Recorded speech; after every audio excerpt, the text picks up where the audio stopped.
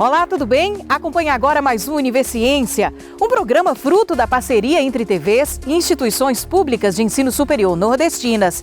Aqui, a gente conhece as produções científicas destas instituições. Veja agora algumas delas. Pesquisadores do IFE baiano investigam áreas e períodos do ano com maior ocorrência de incêndios florestais no estado da Bahia. Pesquisa da Universidade Federal de Pernambuco revela a descoberta de 2 novas espécies de lagartos no Nordeste brasileiro.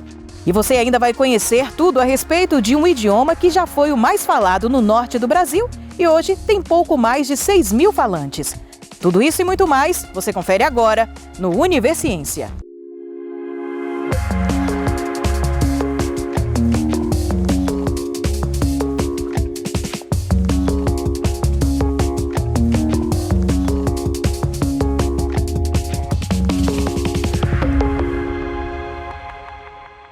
Pesquisadores do IFE baiano investigaram em quais áreas e períodos do ano a maior ocorrência de incêndios florestais no estado da Bahia.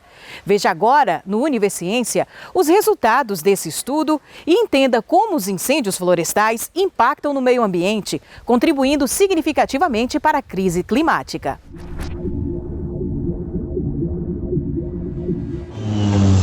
Os incêndios florestais causam destruição por onde passam, impactam a fauna e a flora dos ecossistemas e liberam na atmosfera grandes quantidades de gases de efeito estufa, contribuindo para o aquecimento global.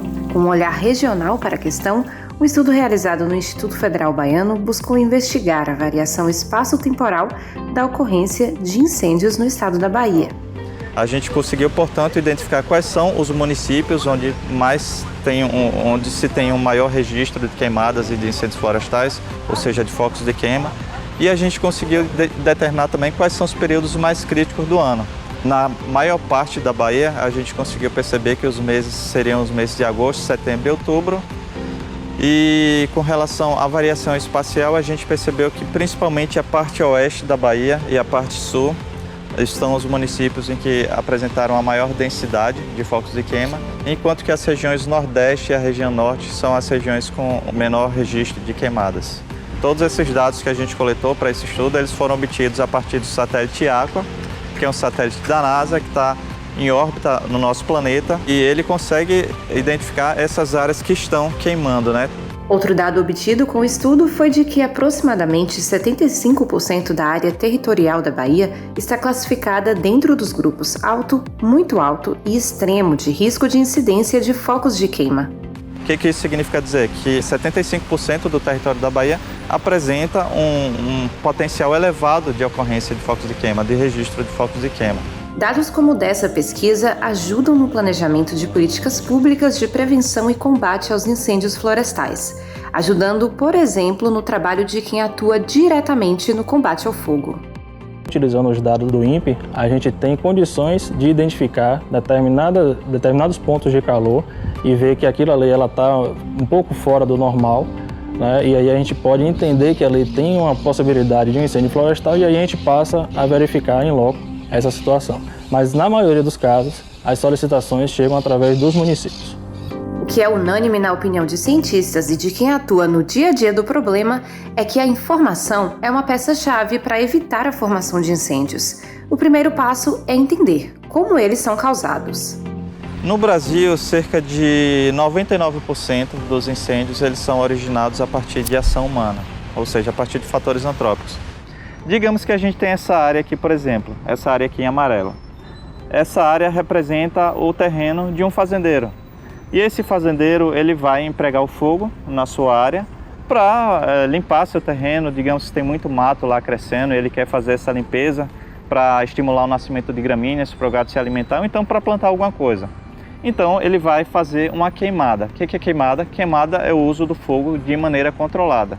Mas se esse pecuarista, se esse agricultor, ele não tomou os devidos cuidados, ele iniciou a queima aqui e chegou aqui, o fogo acabou invadindo a outra área, acabou invadindo o terreno do vizinho, ou então uma área de conservação, ou então uma área conservada lá com qualquer tipo de vegetação, a gente já chama de incêndio florestal. Porque incêndio florestal é o fogo descontrolado. Em determinadas regiões do nosso estado, a gente já identificou que algumas pessoas colocam fogo para que posteriormente elas possam lotear um determinado terreno, né? Então existem várias circunstâncias que a pessoa utiliza do fogo, né, equivocadamente para obter os seus lucros, os seus objetivos e acaba desenvolvendo um incêndio florestal. Só para você ter ideia, no Brasil, cerca de 70% dos gases do efeito estufa que são lançados aqui no Brasil, eles são diretamente relacionados com atividades de desmatamento e com atividades de queima e de incêndios florestais. Então, nós temos um problema muito sério, que é justamente essa associação, desmata e queima. Porque, por exemplo, na Amazônia, nós temos uma floresta tropical úmida, uma floresta tropical verde.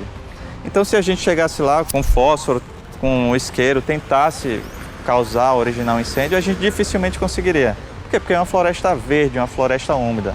Isso quando ela está conservada, tá? Mas à medida que vão sendo desmatadas áreas, vai se abrindo clareiras, a radiação solar ela consegue penetrar no interior da floresta, deixando assim um combustível, ou seja, as folhas, a serrapilheira, aquele material que está no solo, mais seco e mais propenso a queimar. Por exemplo, no cerrado, nas savanas africanas, são ecossistemas dependentes do fogo. Então, se a gente exclui totalmente o fogo, acontece um problema sério. Por quê? Porque as espécies lá elas estão adaptadas à ocorrência do fogo. Já quando a gente fala sobre ecossistemas sensíveis ao fogo, a história é totalmente diferente. Acontece um incêndio, mesmo que seja um incêndio de baixa intensidade, ele vai causar uma grande destruição. Por quê? Porque tanto as árvores quanto a fauna não estão adaptadas ao fogo. Então, um pequeno incêndio pode gerar uma grande destruição, levando à mortalidade de diversos espécimes, seja da fauna, seja da flora, podendo, em alguns casos, levar até algumas espécies endêmicas de baixa distribuição à extinção. A liberação de CO2 na atmosfera é outro rastro deixado pelas queimadas. À medida que a gente derruba uma árvore dessa e queima, todo esse CO2 que está fixado na estrutura aqui da árvore, ele vai ser liberado novamente para a atmosfera. Geralmente, quando a gente pensa em efeito estufa, aquecimento global, geralmente a gente associa a carros, cidades grandes como São Paulo, aqueles caminhões jogando fumaça, aquelas indústrias jogando fumaça para cima. Mas, na verdade, o maior responsável é o desmatamento associado às queimadas e os incêndios florestais.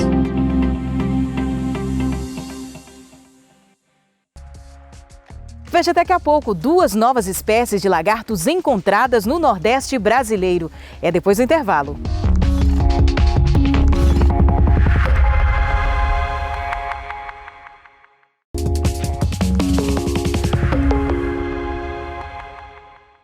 E tem novidade na fauna brasileira. Uma pesquisa da Universidade Federal de Pernambuco revela a descoberta de 2 novas espécies de lagartos no Nordeste. Uma das principais diferenças para outras espécies já identificadas, além do fator genético, é o tamanho maior do corpo, que pode ultrapassar 17 centímetros da ponta do focinho até a ponta da cauda. E os cientistas ressaltam a importância dos estudos desenvolvidos a partir de agora. Afinal, conhecer é importante para preservar. Bom, eu sou Marcos Ribeiro, eu sou biólogo, formado pela Universidade Federal de Alagoas e mestre em Biologia Animal aqui pela Universidade Federal de Pernambuco. Atualmente eu sou doutorando também por esse mesmo programa de pós-graduação aqui na UFPE. O meu atual projeto de doutorado ele é intitulado Revisão Taxonômica do Gênero de Geckos Neotropicais Filopessos, que é um gênero de lagartixas que está amplamente distribuída na América do Sul e que atualmente sabe-se que na verdade corresponde a mais espécies do que se imagina. Nós utilizamos de informações contidas no DNA e na morfologia para diagnosticar e descrever pela primeira vez formalmente para a ciência essas 2 espécies, que são facilmente, digamos assim, distinguidas daquilo que ela era chamada anteriormente pelo tamanho, o maior tamanho, que pode chegar aí a quase 15 centímetros da ponta do focinho até a ponta da cauda. Também pelo tamanho, a disposição e o número das escamas do queixo, da região angular, pelo padrão de coloração, pela disposição dos tubérculos que existem no dorso. Então, todas essas são características que nós chamamos de características diagnósticas que possibilitam os pesquisadores e os interessados a identificar esse material tanto no campo quanto no laboratório. Essa daqui, ela é a primeira espécie, Philopezus selmi. Ela atualmente é conhecida só para algumas poucas localidades em áreas de transição entre a Mata Atlântica e a Caatinga, no estado de Alagoas, especificamente 5 localidades. E a segunda espécie, que é o Philopezus diamantino, ele é atualmente endêmico, né, da Chapada Diamantina, conhecido só para uma localidade, que é Serra do Sincorá, no município de Mucugê. Bom, aqui nós temos alguns dos representantes, né, das espécies novas que fazem parte da série tipo, que são os indivíduos que foram utilizados para descrição e caracterização das espécies. Então, é a esses indivíduos que o nome que foi dado está atrelado.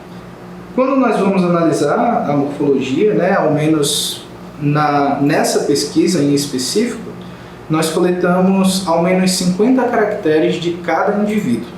Depois que nós temos todas essas medidas coletadas, né, obtidas, nós conseguimos rodar análises estatísticas para poder saber quais as características que apresentam diferenças importantes, né, para distinguir as diferentes espécies ou diferentes populações, para distinguir os diferentes sexos, né, dos indivíduos, saber se existem diferenças entre machos e fêmeas, e também para diagnosticar os indivíduos. Nesse caso em específico, o tamanho do corpo é uma característica que diferencia ela das outras espécies, o tamanho e a distribuição dos grânulos que apresentam aqui na região do dorso, e também aí, número, tamanho, disposição das escamas que existem aqui na região gular, né, que é a região do queixo do indivíduo. Até o momento, nós temos aí analisado ao menos 1.300 indivíduos, mas a intenção aí é chegar pelo menos nos 2.000 para realmente ter uma representatividade de todas as espécies e assim conseguir identificar, né, que as características que eu de fato estou dizendo que diferencia as espécies não apresentam variação dentro de uma mesma espécie. Aqui a gente pode ver a diferença entre as duas espécies. Aqui à minha esquerda nós temos o Philopezus selmi, que está distribuído no estado de Alagoas. À minha direita nós temos o Philopezus diamantino, restrito à Chapada Diamantina. Eu sou orientador dele, mas o Marcos trouxe a ideia com ele, né? O Marcos trouxe a ideia de trabalhar com os Philopezus da UFAL. O Marcos fez a iniciação científica na UFAL, né, na Federal do Alagoas, e me procurou para vir fazer um mestrado aqui em Pernambuco. Uma ideia incrível, uma ideia muito boa. Eu topei na hora e a gente está trabalhando em parceria. O Marcos fazendo doutorado, eu oriento. A orientadora dele na iniciação científica, a professora Tami Motti, é co-orientadora dele no doutorado agora. E a gente fez uma equipe multi-instituições aí para abordar os Philopezus. Então, a gente tem pesquisadores aqui da UFPE, da UFAL, da USP, da Universidade de Minnesota e do INPA, em Manaus, todos trabalhando integrados. A gente acha que todo mundo já ouviu e está cansado de ouvir que o Brasil é um país mega diverso, com muita diversidade. Isso é verdade. Acontece que parte dessa diversidade ainda não está descrita. A gente ainda está descrevendo, a gente ainda está descobrindo boa parte dessa diversidade, como esse trabalho que sai publicado agora demonstra. Descobrindo novas linhagens, descobrindo novas espécies ou publicando, reportando essas espécies para a ciência, a gente consegue proteger essas linhagens que até então a gente não identificava como diferentes. Até 2 meses atrás, essa espécie ela não era reconhecida para a ciência. A gente não tinha oficialmente ela reconhecida e a área de distribuição dela delimitada. Com a publicação do artigo, ela está oficialmente reconhecida pela ciência. E os próximos passos agora é que os órgãos ambientais, fiscalizadores, tanto locais, né, do estado do Alagoas, do Sergipe, eventualmente, Pernambuco, e os nacionais, o CMBio, o IBAMA, reconheçam essa espécie, tomem ciência dessa espécie e passem a considerar essas espécies nas listas de espécies ameaçadas e de áreas prioritárias para conservação. A Chapada Diamantina já é uma área prioritária para conservação. E essa espécie nova, mais uma espécie endêmica da região, só reforça a importância dessa região como uma região de alto endemismo, de alta importância de espécies restritas àquela região, exclusivas daquela região. Todos os anos, as baleias jubarte se deslocam da Antártida até a costa brasileira para se reproduzir nas águas do nosso país por conta das condições favoráveis da temperatura. Na Universidade Estadual de Santa Cruz, em Ilhéus, no sul da Bahia, pesquisadores do projeto Baleias na Serra analisam o comportamento das espécies jubarte durante sua temporada reprodutiva, através do monitoramento e observação desses animais na região de Serra Grande.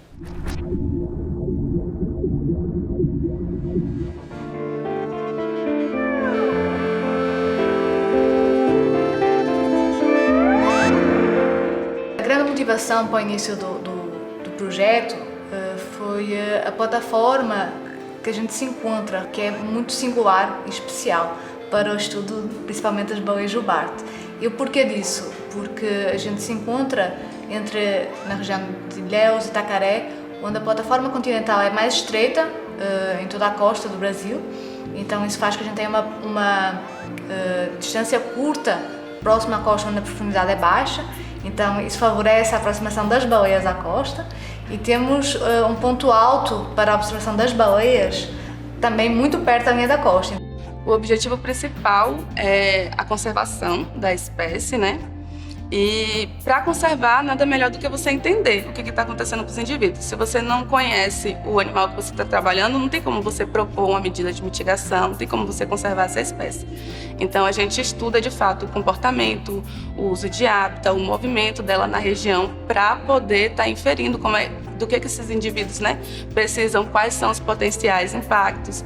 A gente utiliza predominantemente duas metodologias, uma que nós chamamos de monitoramento visual através do ponto fixo, então nós chamamos de Mirante Serra Grande, de terra, né? Nós não precisamos de ir para o mar, a gente consegue neste local observar as baleias de terra e então a gente usa binóculos, usa um equipamento chamado de estação total, que nos permite ter uma ampliação muito grande, nos permite contar o número de baleias, entender a composição do grupo, registrar a posição delas na água para entender as rotas delas aqui na nossa região.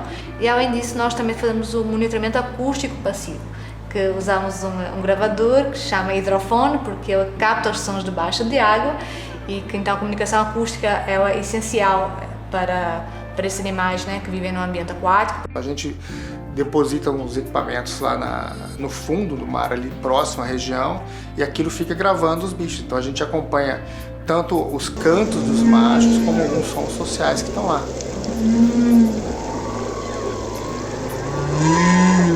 Você programa o quanto ele vai gravar, a hora que ele vai gravar, a frequência que ele vai estar sensível para gravar, e aquilo fica no mar por muito tempo. A gente tem observado que o número de baleias tem aumentado bastante desde 2014. A gente tinha uma média de baleias que a gente observava, 2, 3 baleias em média por hora.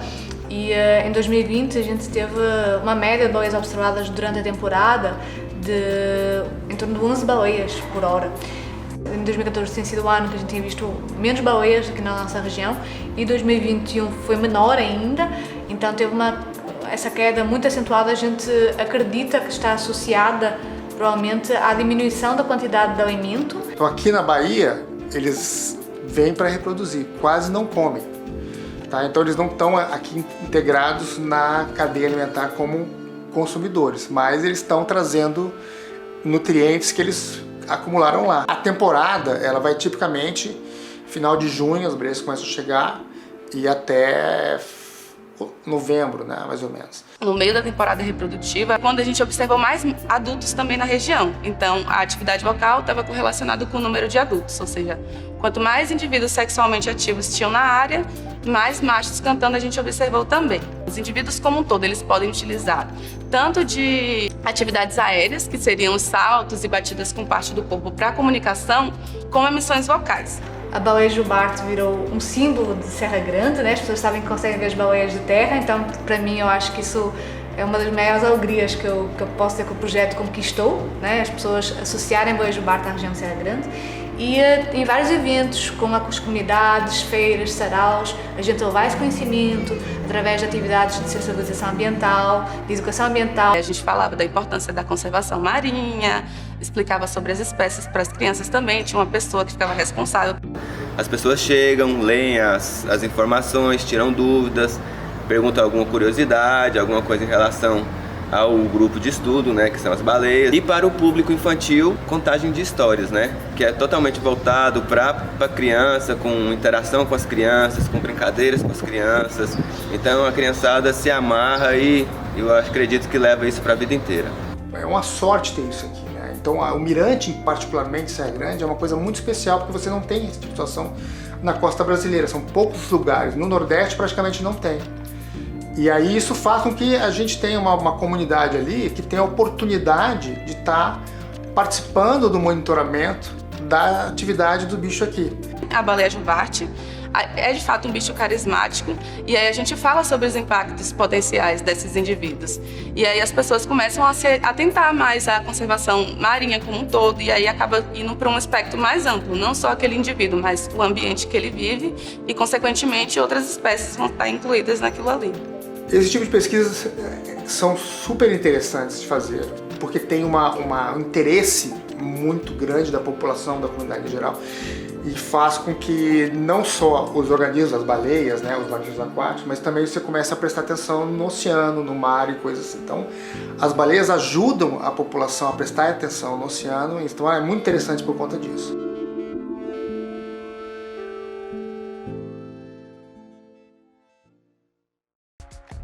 A seguir, as curiosidades sobre um idioma que já foi o mais falado no norte do Brasil. É depois do intervalo.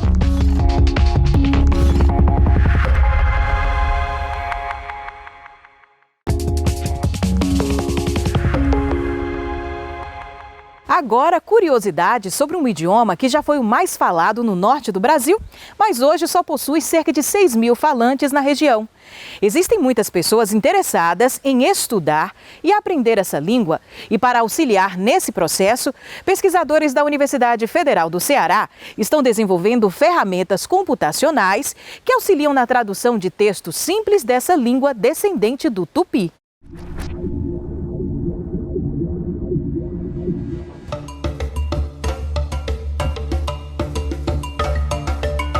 O Nhangatu nós podemos resumir como a única língua viva descendente do tupi, desse tupi que os portugueses encontraram falado na costa, que foi descrito pelo padre Anchieta em sua gramática, publicada em 1595, nas últimas décadas do século XVI. O Nhangatu, que já foi a língua mais falada de toda a região norte, mais falada que o português até meados do século XIX, foi recuando à medida que a região norte foi sendo integrada ao Brasil por meio da imigração, sobretudo é importante destacar a imigração de nordestinos que fugiram da seca de 1877. Então, em poucos anos, 500 mil nordestinos imigraram para a região norte pelo ciclo da borracha.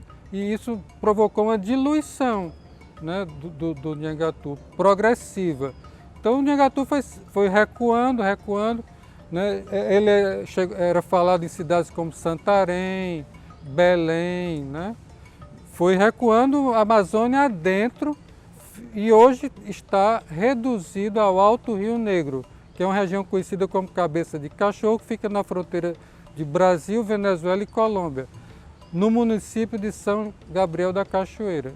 São apenas 6.000 falantes, essa é a estimativa que se tem, e estima-se 8.000 na Colômbia. Por outro lado, bem distante da região amazônica, pessoas comuns, que não necessariamente descendentes de indígenas, e com frequência não descendentes, se interessam pela língua. Por quê? Porque é o tupi vivo.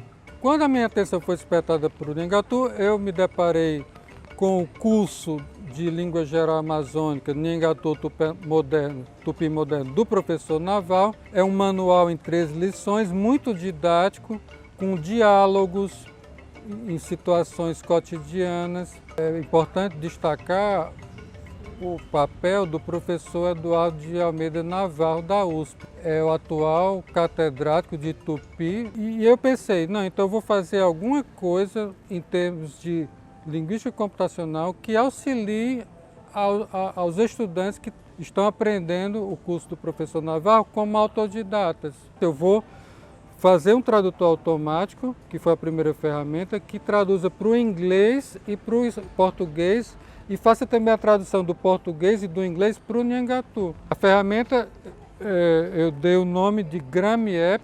Quando a gente vai desenvolver uma ferramenta computacional como um tradutor automático, né, existem várias etapas, né, que a gente chama de etapas do processamento de linguagem natural. A linguística computacional procura descrever as línguas humanas de maneira matemática, usando um formalismo computacional de modo que a língua possa ser processada no computador. O segundo resultado do grupo é o etiquetador do Nhangatu. O primeiro nível de anotação que faltava era a etiquetagem morfossintática, um texto em que eu tenha cada palavra com a sua etiqueta designando se trata de artigo, substantivo, adjetivo, verbo, etc. E aí foi então o mote para criar um projeto de iniciação científica com esse objetivo, de criar um etiquetador morfossintático para o Nhangatu. O objetivo da minha pesquisa de mestrado é abarcar a sentença inteira do Nhangatu e também lidar com outros problemas que esse tipo de ferramenta encontra, como a ambiguidade, né, de palavras. Por exemplo, numa sentença que o professor usa muito esse exemplo, quem casa quer casa. Né? A gente tem casa substantivo, casa verbo. Né? Então o etiquetador ele precisa ser capaz de lidar com esses tipos de ambiguidades, de ser capaz de etiquetar corretamente essas palavras. O etiquetador morfossintático vai ser aperfeiçoado, né? Então essa é uma linha de pesquisa. A outra linha de pesquisa é o próximo projeto de iniciação científica, que é um anotador sintático do Nhangatu, porque o etiquetador apenas atribui as classes de palavras, mas não diz o que é sujeito nem objeto. Essa será então a meta do próximo projeto de iniciação científica. Eu imagino que possa ser útil para os falantes nativos, mas eu ressalto muito a importância do estudo do Nhangatu pelas outras pessoas. É a língua que está presente em toda a história do Brasil desde o início e que foi documentada, que tem uma literatura bastante rica.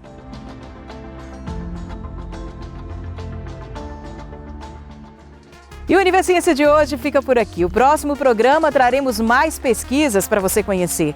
E já sabe, se tem alguma dúvida ou sugestão, envia para o nosso e-mail universiencia@uesb.edu.br que a gente explica por aqui no outro programa. Tchau, tchau e até lá!